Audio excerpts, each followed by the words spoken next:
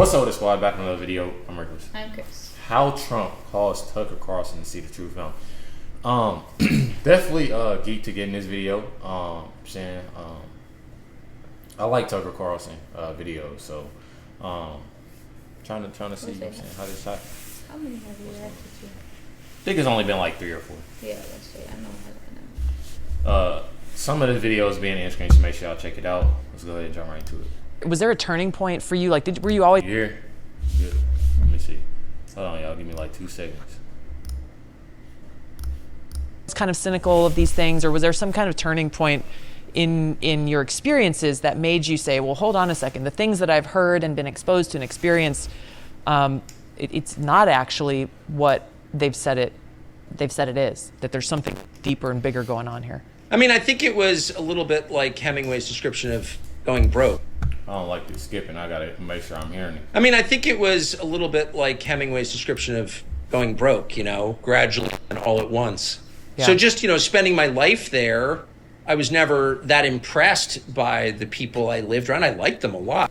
Listen, I didn't think they were smarter than me or wiser than me because I know them, you know. Right. So I was never and I lived in a world where, like, everyone went to Harvard, you know. My grandfather went to Yale. Like, he was an alcoholic. Like, that didn't mean, you know what I mean? Like, I'm not impressed by merit badges and never have been. Right. So, but I wasn't against the system at all.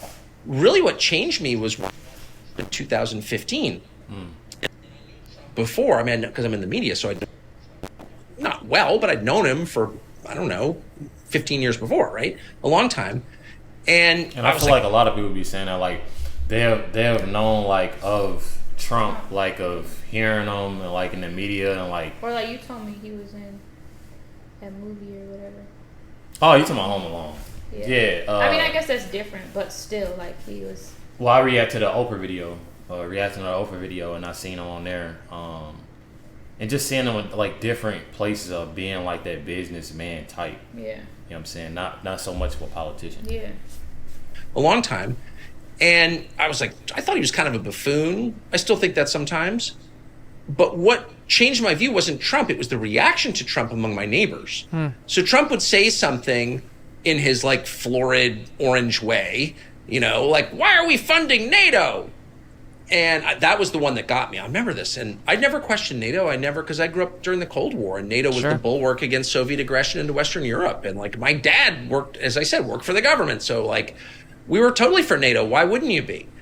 But that ended in August of 1991. I was on my honeymoon when the Soviet Union collapsed. But we still had NATO in 2015. Like, what was the point? And I'd never thought about it in my life. And Trump's like, why are we funding NATO? And I thought that was a really interesting question. Okay, well, I don't know why. What's the answer? And my neighbors are like, shut up! He must be killed! It's like, okay, but maybe shut up, maybe he must be killed. But what's the answer to why are we funding NATO? Is there a good reason? Shut up! Yeah. They were so hysterical about obvious and basically common sense questions about the way things were working that was a tell to me. I was stunned by it, actually. I was like, reasonable people who are acting out of honorable motives should be happy or at least willing to explain themselves. Like, what? Hey, Tulsi, why are you doing that? If you're like, shut up, then that tells me, like, you're doing something wrong. If you're like, well, here's why I'm doing it. You may disagree, but here's why. They couldn't do that on any topic. Immigration policy. I've never been like, my best friend's an immigrant. I've never been against, like, immigrants or anything, but I was like, you should have control of your border. And Trump, in his Trumpian way, was basically arguing for that. They just couldn't deal. They couldn't deal with any questions about the way things were then operating. And when I saw that just completely exploded my view of the system. I was like, this system is a lot more fragile than I realized. It's a lot less legitimate than I realized. And then just the whole 4 years of Trump, and, like, he'd say something that was, like, truly insane, like, the intel agencies are spying on me, and you're like, oh, okay, the intel agencies are not spying on, like, what, you know what I mean? Right. What are you, like, was the moon landing fake too? Right. And then you'd find out, like, a year later, actually the intel agencies were spying on him. And then everyone would be like, well, they had to. Wait, and you'd be like, wait, what? First of all, he was right. Second, I don't care whether it's Trump, I don't care who the president is. You can't spy on the president because he works for you. That's an attack on our system. No, it's totally fine. I would see stuff like that, and I was just like, you know what? I'm out. And we ultimately left the city. And we still have a million friends there. I have some of my closest relatives still live there. But I really became convinced that the system was not going to be enduring.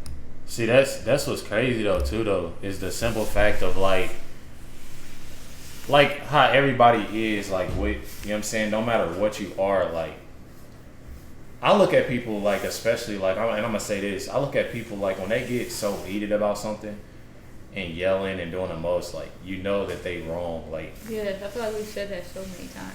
hell yeah, because we've seen it. Even started reacting to like these like political videos, like Especially these, yeah. yeah, you just get- definitely see it.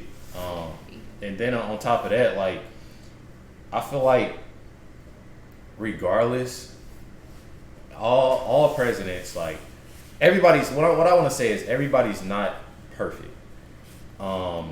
Me, you that's watching this, Chris, everybody's not perfect, and I feel like people, it's a lot of people that wants a president to be perfect, which is understandable because it is the president of the United States. But at the same time, we're all human beings, and we all aren't perfect at the end of the day. That's how I look at it. Yeah, I mean, that is true.